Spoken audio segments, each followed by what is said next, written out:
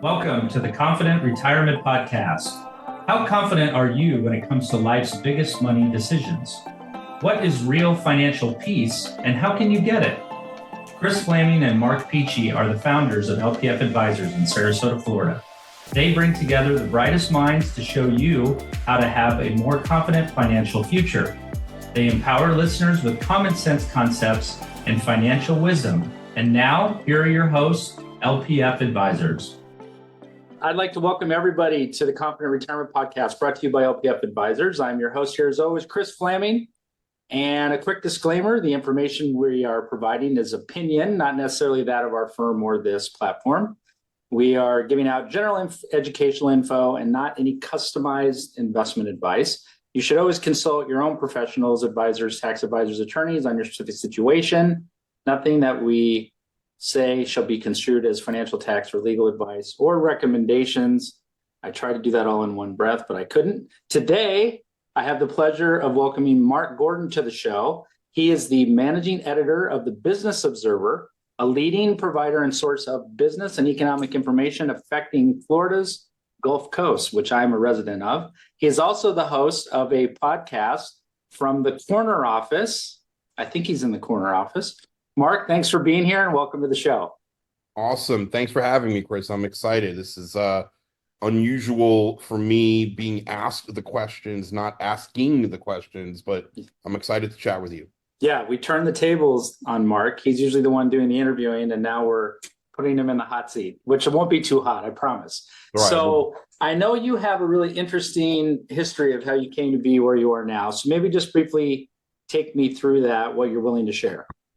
Yeah, so interesting. I hope so. I think so. But I had two different careers. I started in journalism and then worked for some newspapers in Philadelphia and New York. Grew up on Long Island. Growing up on Long Island, I had to work in Manhattan, like New York City, like New Jersey might as well be in the West. Yeah. To me, had to be Manhattan, and it did that for 9 months and hated it. But how I got to here, Sarasota, I've been in Sarasota for almost 20 years. And I was actually in a totally different field. I was a juvenile probation officer in Philadelphia area. But I done some writing. Like I said, it worked at magazines and newspapers. And my wife was recruited for a job in Bradenton in summer 2005. And I looked for a job in the field that I was in. And I can get into more if you want to hear more about that. And there just wasn't really any opportunities in that sort of social work. And I reached out to the Sarasota Herald Tribune and I reached out to the Observer Media Group and heard back from the Observer Media Group. Matt Walsh, our founding CEO, and I met, and Matt and I just hit it off as far as philosophies about journalism and business writing and all that kind of stuff. And I've been at the Observer Media Group ever sin's. Okay. So I do have a couple of questions that kind of came to mind there.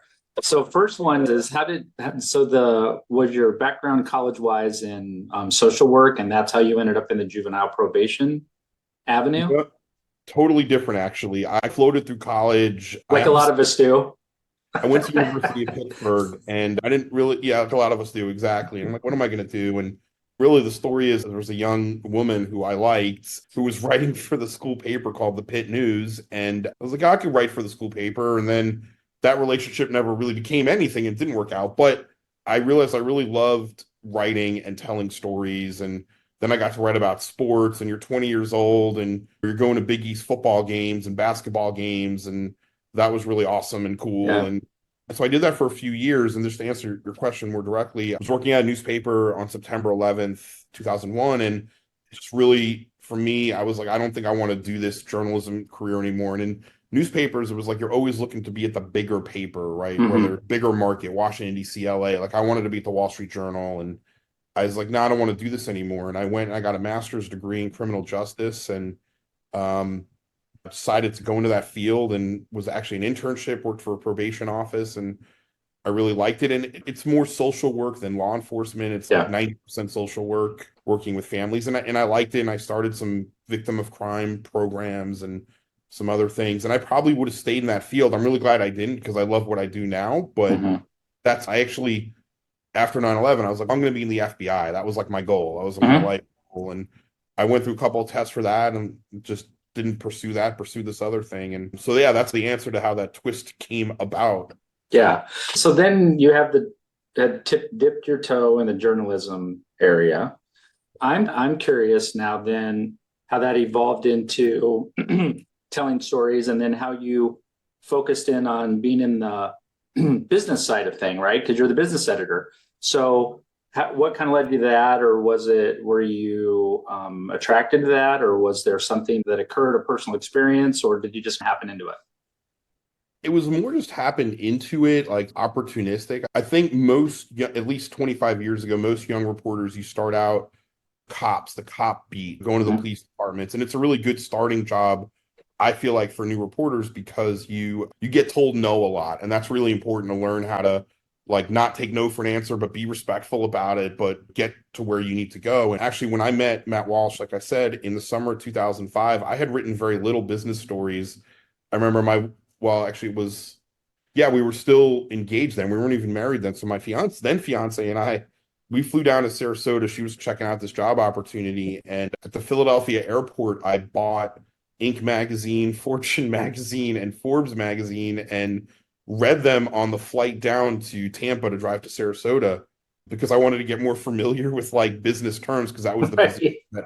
that Matt and I had emailed about. But when I said what he said really resonated with me is we're writing for a community, right? We are writing for our readers to help them be better in their lives, more informed, more inspired, not more inspired, but inspired. And in the 3 or 4 years I had done reporting before, that was not a thing. That wasn't the Mhm. model. The model was write what you want to write, regardless of what your readership is, Mhm. and that aggressive attacking journalism style. And I couldn't articulate it when I was 27, but it's not what I wanted to do. Yeah. And it just really resonated with me what the Observer model is and the Observer way is. So you probably had a kind of a trial by fire, or getting up on those financial terms, or know what business people were talking about. You were learning on the fly, like learning as you're writing articles. What does this term mean? What does that term It mean? does. I find, and you probably find this issue. I want to ask you, but I bet you find this in your work. I found that people want to help you. Like I started in 2005 and '06, and if you're in the west coast of Florida, that was like a gold mine time for community Mhm. banks. Community banks Mhm. started pretty regularly, 304. And I just called up bankers and said, can you talk to me about what it requires to start a bank? Mhm. And I'll drop names, somebody like Tom Qualley, who started Landmark Bank, or Sean Merriman, who started Gateway Bank. And I think people want to be able to help, right? And so they explained to me all these financial terms and what tier one capital is, and Right. really risk ratio is, and all these things. And I feel as a reporter, I know we're in it as an industry, we're very segmented and we're very much like we do beats, right? You're the Tampa Bay Buccaneers writer, you're the environment writer, you're the school board writer. But I feel like any reporter should be able to go to anybody and just ask questions and be curious and tell that story. So to answer your question, I just learned by asking. I found people like you in financial planning and said, what do you do? What is your industry? Mhm. What are your challenges? What are your big opportunities? Well, and for anything, if you're inquisitive and you can ask questions and you have a desire to learn, then it's there for the taking. Yeah. One of the great things about our country, there's no limitations there. So I'm curious. Maybe you could give me what's a typical breakdown of a normal day in the work life of Mark Gordon, and maybe what your favorite part of what you do is of your job. I think probably a lot of people answer right that the typical is like that it's not typical. So I love that it's something Right. different every day, but there's a rhythm to it, right? It's Hmm. part of my job is making the trains run on time. So we Hmm. have this Business Observer print edition that comes out every Friday.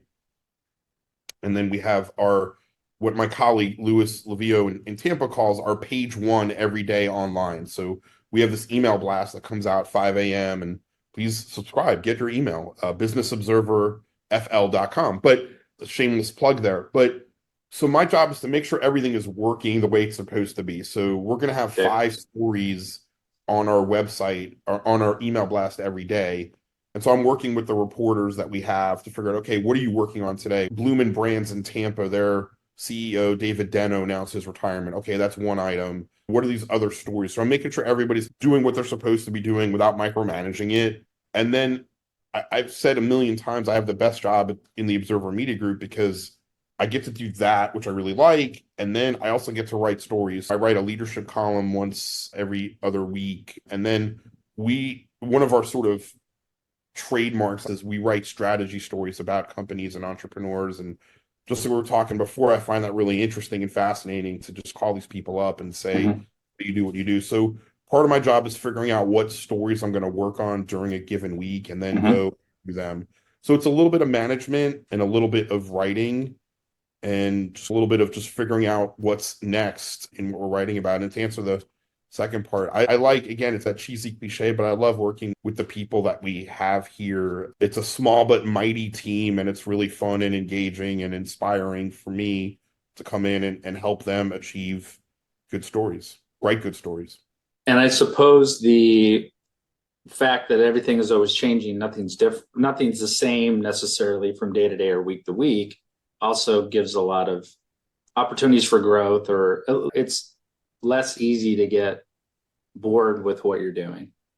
Less easy to get bored. And it's a sort of a paradox. We used to have a reporter here who would tell me when he had his whole career in journalism, and he would say the thing that he hated about the industry was that, like, when you finished a print product and it was coming out the next day, or you finished a story, there was no bells and whistles. There was no, we just sold the car and the brake lights are on. They're going out of the Right. lot. I'm going to There's no go. rush. There's no rush, right? It's like you have Yeah. to, okay, great. You need another paper the next day, the next week, the Yeah. next month, whatever it is. I like that. Like, I like that. Yeah, I would like a little bit more bells and whistles sometimes. Yeah. And Yeah. hey, we did it. We're great. We're awesome. Pat ourselves on the back. But Yeah. I love that. Okay, so there's another thing coming down the pike. I think that's exciting, right? There's something else that we just finished. We're recording this mid-May, and we just finished our top entrepreneurs issue, which was a really heavy lift, and it was really great to do. But now I'm excited about, we have other stories coming up this month or this summer, whatever. So I love that you can keep going. Okay, so if you could go back in time and talk to the younger Mark, something now that you wish you knew when you started out, what advice do you think that you would give yourself? What advice would I give myself? Yeah, I think as I get older, be less cynical would be Mm, advice. I wish I was less cynical when I was younger. I tell the reporters here, I often say, be curious, not cynical. Talked before about just asking questions. I think I still have a lot of that curiosity, but less cynical. I think younger self too. I could think about a couple of stories that come to mind where I was very like serious about, like, they didn't call it work-life balance, I don't think, in seven, but right. I was like very serious about that side of it. And I had an editor, actually. A quick story. I was working for this newspaper in upstate New York, this tiny town called Auburn, which actually has the largest prison in New York State is in Auburn. But I was this cops reporter. And at the time, this was the mid 90s, and it was called a morning newspaper. It actually got printed at 8:30 in the morning, and it got delivered to people's houses by 10 a.m., Hmm. which was, they don't really, nobody does that anymore. Yeah. But so my job was covering police news. And so it was a small town paper. So we wrote about everything. We wrote about like car accidents and court trials and all these Right. things. And I had a pager, I had a beeper that, like, if something happened on this cops radio, I was out covering it. And I remember I worked like, I don't know, it was like 16 days in a row. That's just what you did. I was 22. I was right out of college, and something happened, and it was a Sunday. I'll never forget it. And I was watching a New York Jets football game, and I complained to the editor. His name is Alan Vaughn. And I was like, Alan, I have literally worked like 15 days in a row. I'm watching the Jets game. And he's like, could be a really cool story. What are you going to remember more 10 years from now? This Jets game you're watching, or this story? And I don't know, like, it's in today's world, like, that's not work-life balance at all. And Yeah. I'm not necessarily endorsing that, but Yeah. it was a lesson for me that work preparation is important. And if that's like what I tell my 15-year-old son all the time, if you want to be good at something, you have to put the time in. So Yeah. I think I did put the time in when I was younger, but if I was going back to my younger self, I would say just do your job. You just Yeah. keep going. That's advice I would give. I Long like way to that. that answer. Yeah, no, that's good. Okay. So you touched on this where papers don't do that anymore. That was back in that previous time when you worked at that small town paper. So I'm curious what your take on maybe how print news or media in the business sector has changed over your career. and maybe your opinion, good or bad. These are some things that have really changed that's been good for the industry or the career. And these are some things that I wish that we wouldn't have got rid of, or I wish that they bring back. Well, yeah, it's certainly huge seismic changes, right? I think, and another shameless plug, I actually gave a TED talk about this last year. The news industry, the newspaper industry was very monolithic and used to almost give the finger to its customers and say, if this is how you want to sell a couch, a car, a house, you're going to advertise with us. And that's really the Yeah. only way to do it. And then obviously, internet changes everything. But yes, so the way the internet has changed journalism is, again, another old timer story. But I worked for the Florida Times Union in Jacksonville, and it was 1999. And we had some smart editor who bought the website jacksonville.com, and that was the newspaper's website. And we hired some producers from TV News, and they were going to run this website. And I remember thinking of them in our own building. This was in our company. Yeah. I thought of the website as a competitor to the print. And there was a gentleman who was the producer. He wanted my stories, and I was like, no, you can't have my stories. Or I was very competitive about it. That's Yeah. actually a lesson. I shouldn't have been so turfy about that. But so it's changed because obviously now so many people get, their news from their phone. So the way that it's changed at the Observer Media Group has really, especially at the Business Observer, has been very significant. So 4 years ago, 3.5, 4 years ago, we started a sort of mantra at the Business Observer called digital first. Hmm. And the idea was, we have a print product and it's well liked and we do really well with it, but that's not where our readership is right now. And it's certainly not where it's going to be in 5 years. And so the idea is shift your thinking into be a 24-hour, not really 24-hour, but a 5-day-a-week news operation. And so we're going for digital first as opposed to targeting print first. Print is still important. We're not ignoring it. But our mindset is totally shifted. That's one big change. Okay. Yeah. And you can see it wherever you look. When I get home from work and my sons have their friends over, if they're not even watching the TV, we have this big 60-inch TV in our great room, but they're all sitting around the couch on their phones, looking at stuff or looking up stuff. Or if someone says, "What's this?" and then I'll go, "I don't know, I'll look it up." And they go to their phone to do that. Right. So that's how they're getting their everything, That's how they consume information. Our publisher, Emily Walsh, who's the daughter of Matt and Lisa Walsh, who's publisher of the Observer Media Group now, I was on a panel with her and I was asking her questions. What do you not get about today's youth? And her son is, I think, 2 years younger than our son is 15. Yeah. And she said the exact same answer you just said. She said, we have these great TVs in our house. The boys are they're just consuming on their phone, and they don't consume TV shows anymore. I know this is like the golden age of TV and Netflix and Hulu and all this, but kids aren't watching serial TV shows. They're watching YouTube shorts and TikTok shorts. Yeah. That's how they consume. Right. Okay, let's shift a little bit. So I've listened to several of your podcasts. On your show. You interview entrepreneurs, business owners, business leaders in the community, really smart, successful people. So I'm just curious, maybe some things you've gleaned or taken from them, learned from them regarding things like leadership or dealing with setbacks or just managing growth, because we're certainly in an area where there's a lot of economic opportunity. We got a lot of people moving here. The population's growing. It's not good for the roads. That's a totally different topic. Yeah.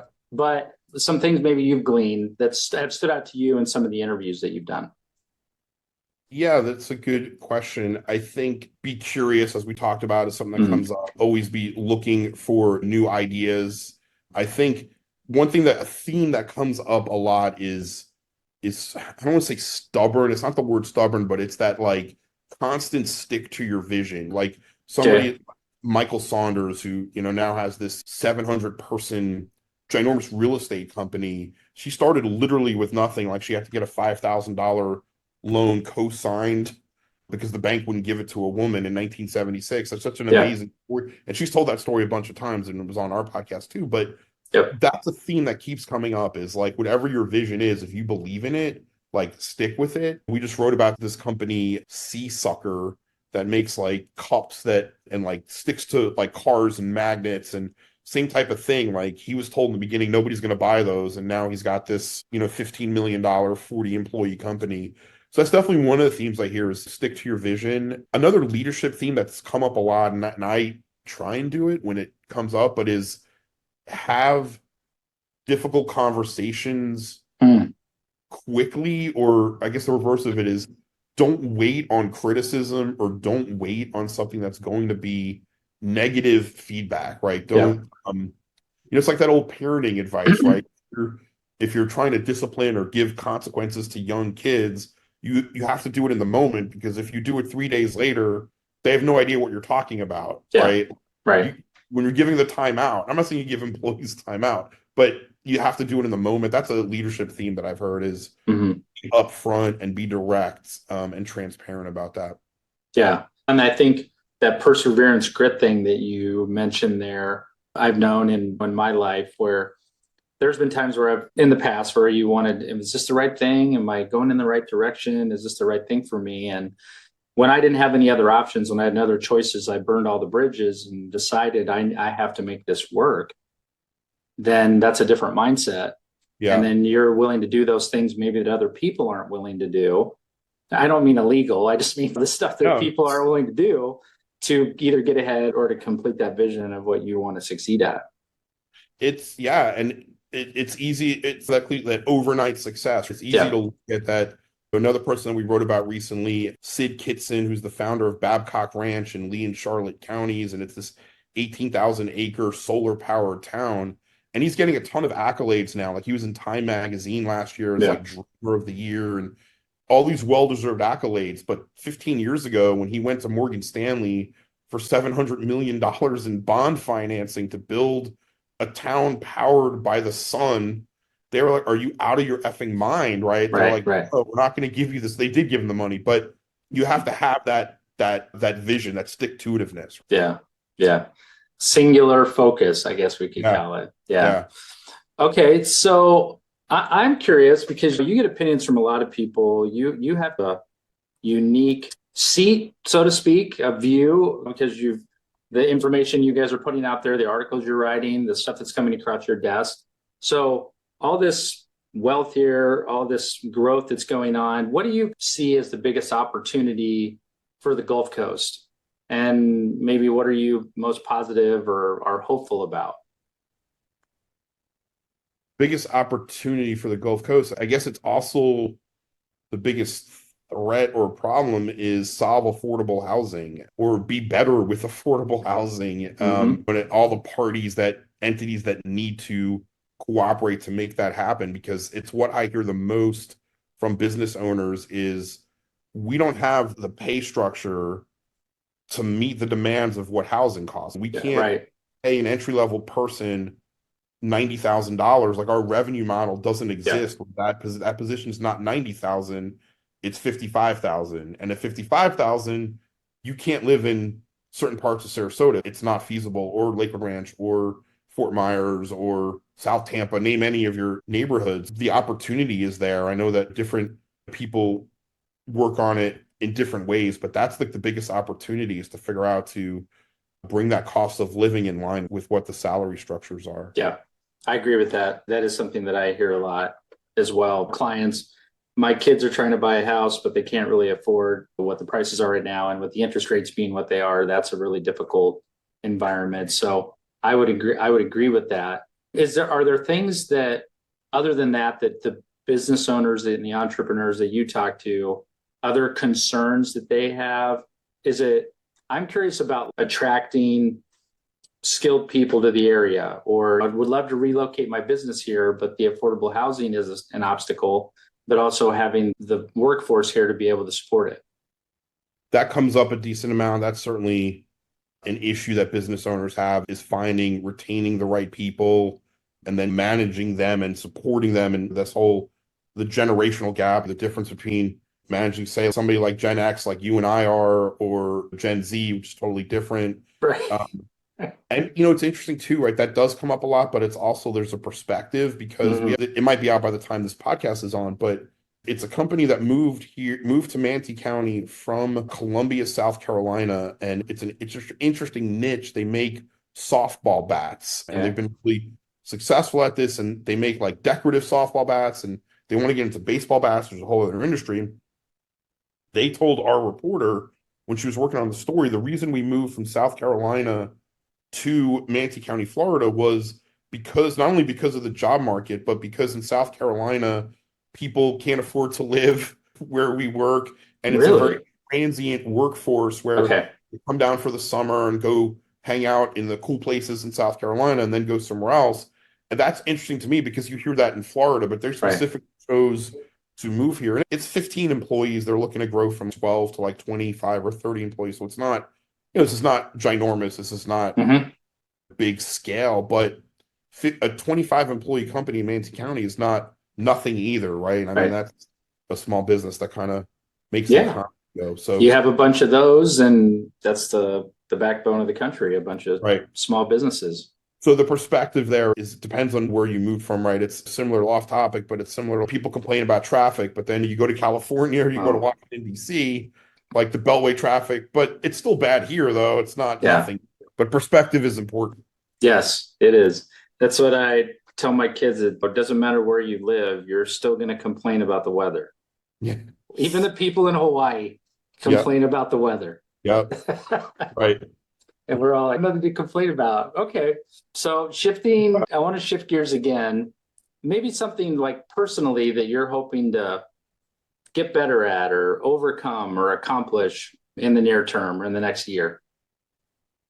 Personally looking to get better at, I think I'm always looking to be a better manager, do some of the things, better leader, doing things that we talked about before. We're our own worst critic when it comes to parenting, I think. Try and do the right thing for your team all the time. I think that's something I constantly work on. Time management is something constantly try and get better on. Where you putting your time. There's I don't know if I call famous, but a somewhat noted book, Eat the Frog, the concept of eat the big, hairiest, ugliest frog first in the day, get that hardest task over with.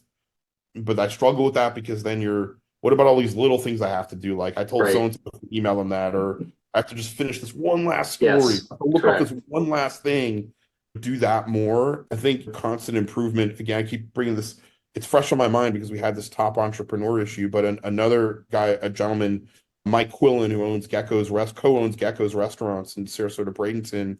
We asked him what his tipping point has been he's been doing this for 35 years. And his answer was like, I didn't have the tipping point yet. Like I'm still grinding, I'm still building, I'm still growing. That's to remember that keep going is something I want to be better at. Yeah. Yeah. And I'm with you on that, the frog thing, because you look at your to-do list, you're like, oh, I could get these 7 things done that aren't going to take very long. Right. And the hard part with that is when you do that, you actually feel a sense of accomplishment.